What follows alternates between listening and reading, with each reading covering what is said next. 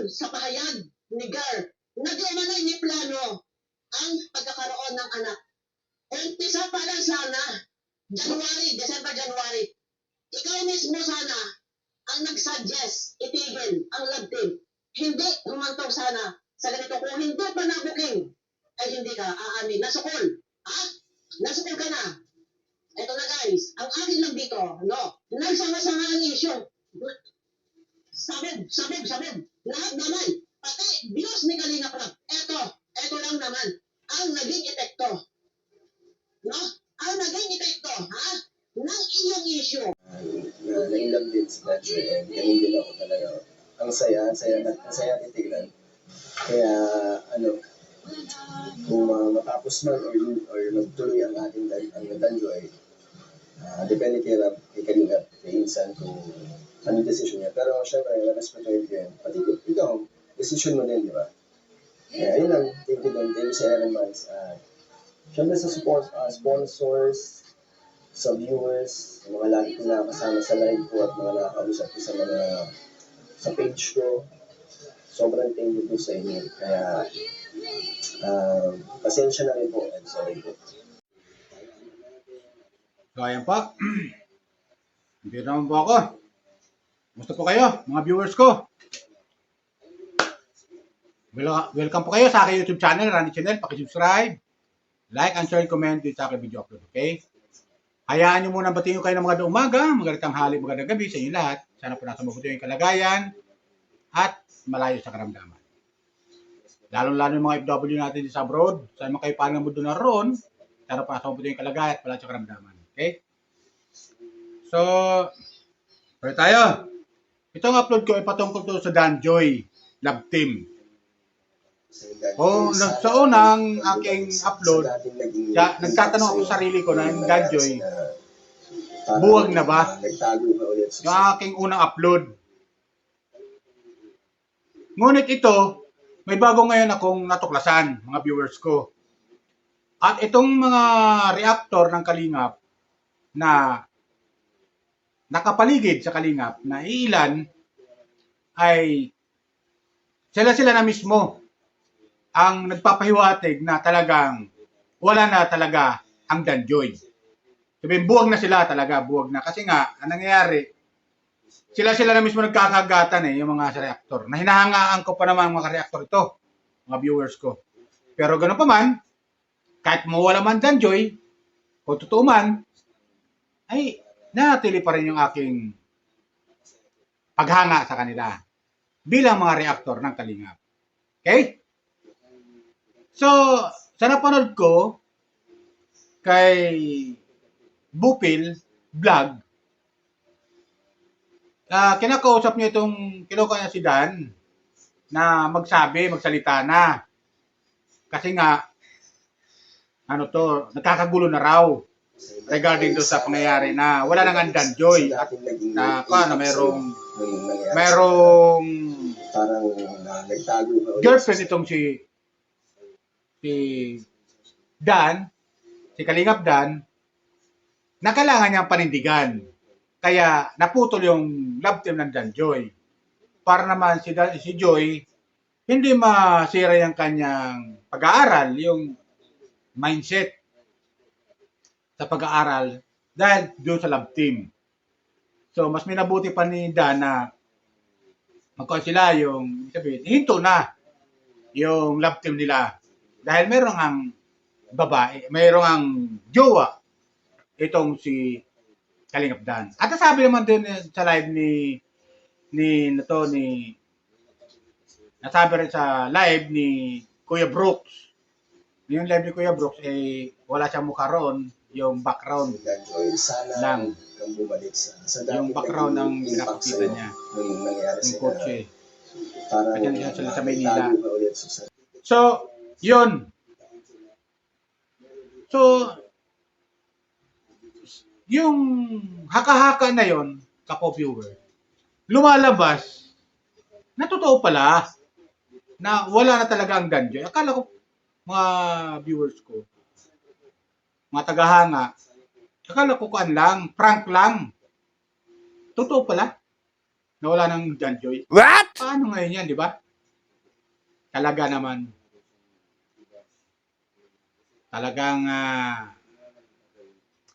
simula na mawala si Dan, yung Dandit, ngayon, Danjoy naman, nawala sa love team. Sana Una, Dandy. bumalik sa Love dating team. naging Ngayon, boxer Danjoy, love nung team. nangyari sila Pag siniswerte nga naman, nagtago no, ka ulit sa para kang tumama sa safety stick. Di ba? Kapo viewers.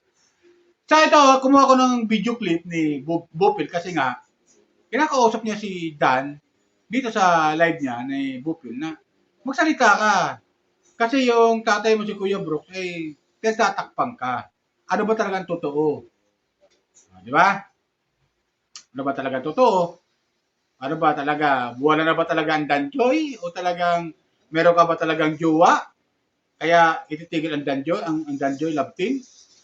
Di ba ganon yun eh? Parang ganon eh. Kasi nga, talagang binibira si Bupil ni Kuya Brooks. Talagang sabi nga ni Kuya Brooks eh, bistado na ang traidor sa Kalingap. O, di ba? Bistado na ang traidor sa Kalingap. Ito pakinggan natin yung sinasabi ni Bupil. Okay? Sa nangyaring issue na kung sana noon pa, ikaw mismo ang nagpatigil ha. Real talk muna tayo guys. Ito ang aking damdamin na gusto kong ilabas. Dahil nagsama-sama ang issue. Sumasabay ang lakas ng ulan guys. Pasensya na. Talagang malakas ang ulan.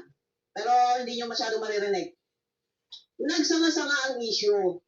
Natutulog ka. Baka naman po sa pagkakataon nito na hindi maiiwasan po na madamay ang mag-ama ni Kalinga Rob at ni Kuya Bal.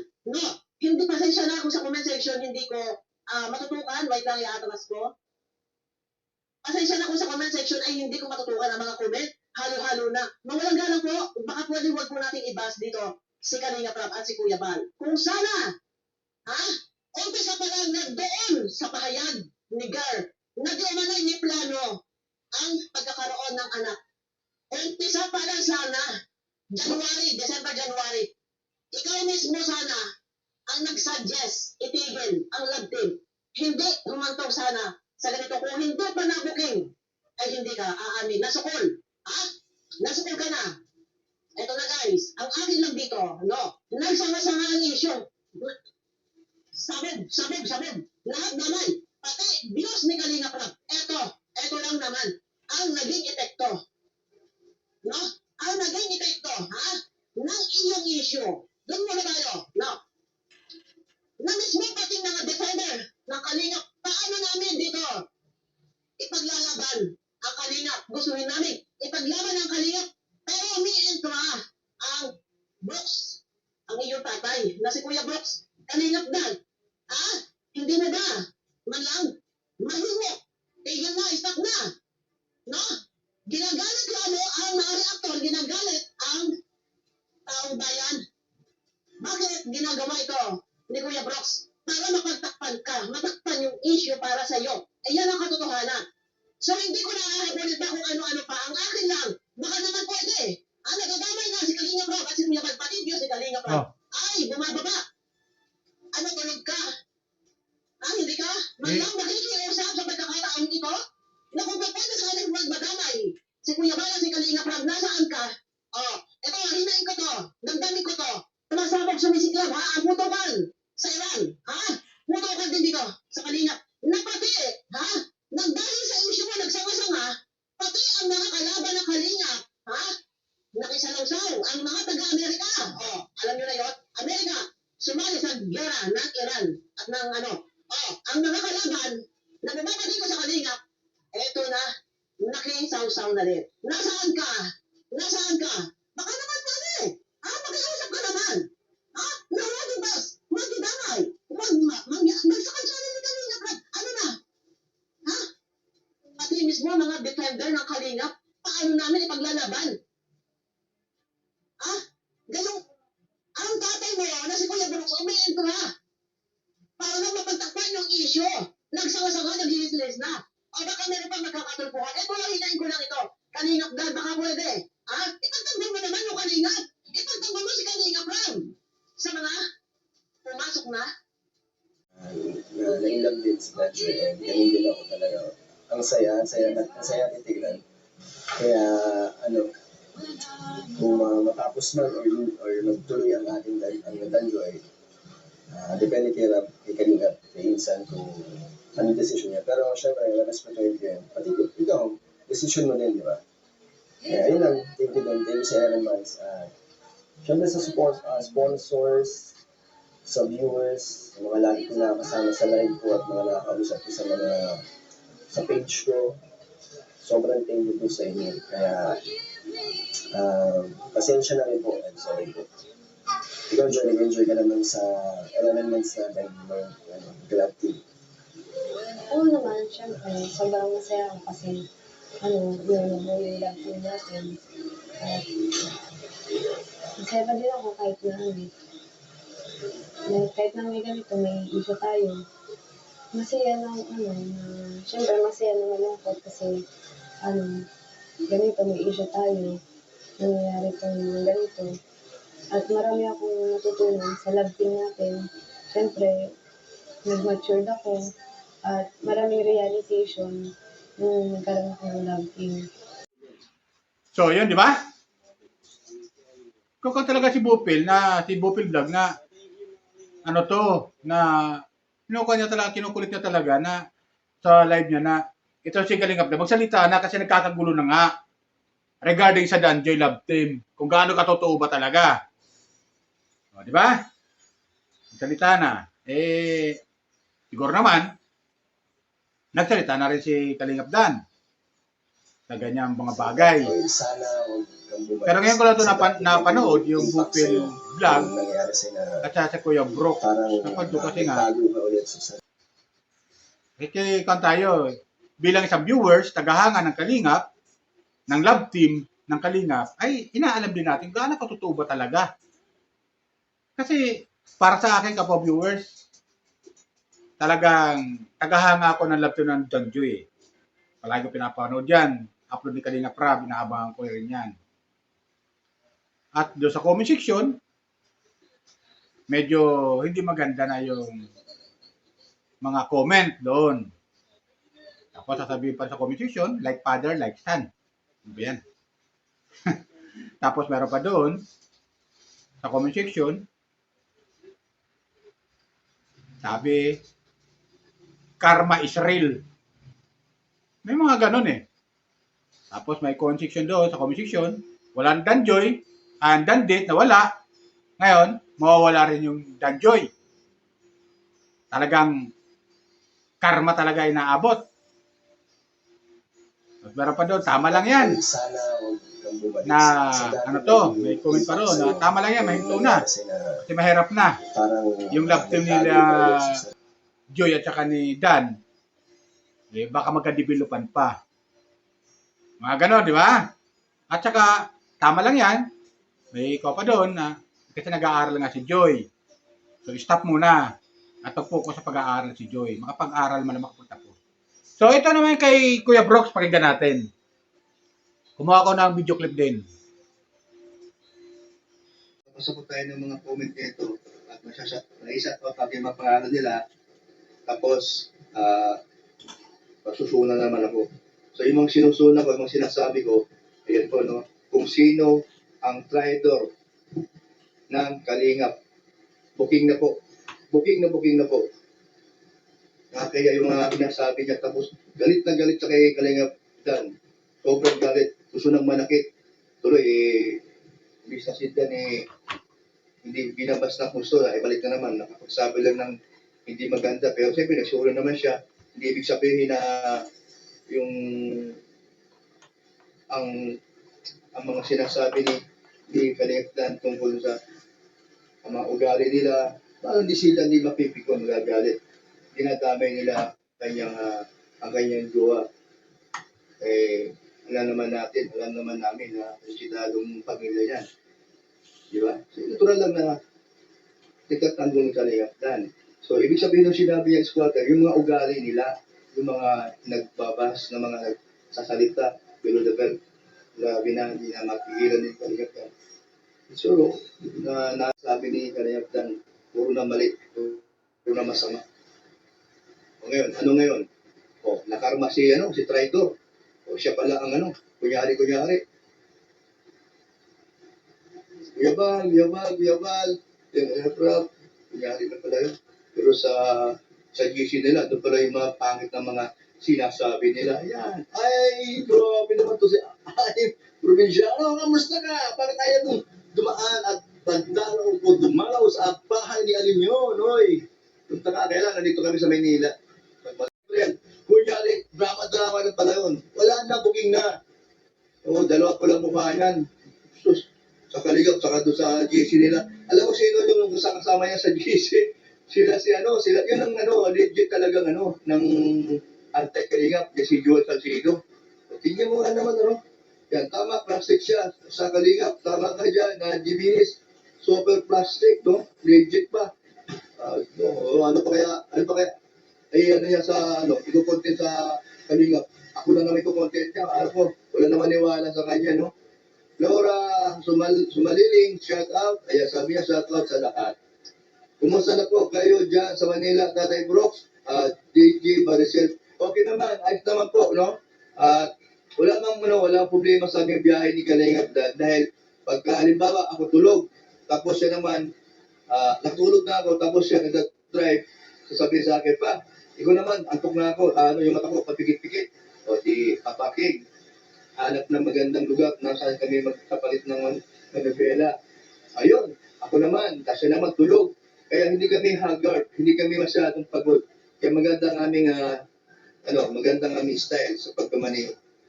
Bopil is my best reactor, sabi ni Lorna. Magaling sana siya. Kaya lang masyado namang obvious ang ginagawa niya.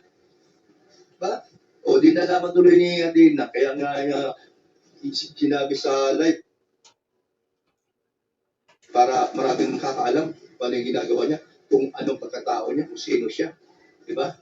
Huwag siyang masyadong overacting kay Kalingap. O yun, nakarma tuloy siya. Sasabihin sila na nakarma, ayan, siya nakarma. Hello, Sol, saan si Kalingap Dan? Kuya Brooks, ayun, bumaba, mayroon lang binili. Nasa baba, may binili lang siya. So ayun, di ba? Napakinggan natin yung kanaman ni Kuya Brooks, patungkol naman kay Bupil. Kasi itong dalawa na to talagang nagsisiraan to sa ere. Sa dito social media. Talagang cancel ito sa social media. Talagang mainit. Tawag ni ni Kuya Brooks, si Bupil ay traitor sa Kalingap. Diba? At si Bupil naman, ang comment niya, ito si Kuya Brooks, parang pinagtatakpan niya yung anak niya, si Kalingap. Aba, siyempre naman, kapwa-viewer. Anak yan eh. Siyempre, pagtatanggol niya, anak niya yan eh. Alam, pabayaan niya, anak niya yan eh. Pwede ba yun? Di ba? Alam mo, kampiyan ni Kuya Brooks yung ibang tao. Anak niya to eh. Mas matimbang yung dugo kaysa tubig. Di ba ganun yun? Kaya wala tayong masasabi doon. Social media, normal yan na malaman ng nakararami, lalo ng mga tagahanga ng Danjoy Love Team. Ang katotohanan na, yun nga, nabuwag ang Danjoy. At wala na nga. Wala tayong aabangan na love team ng Danjoy.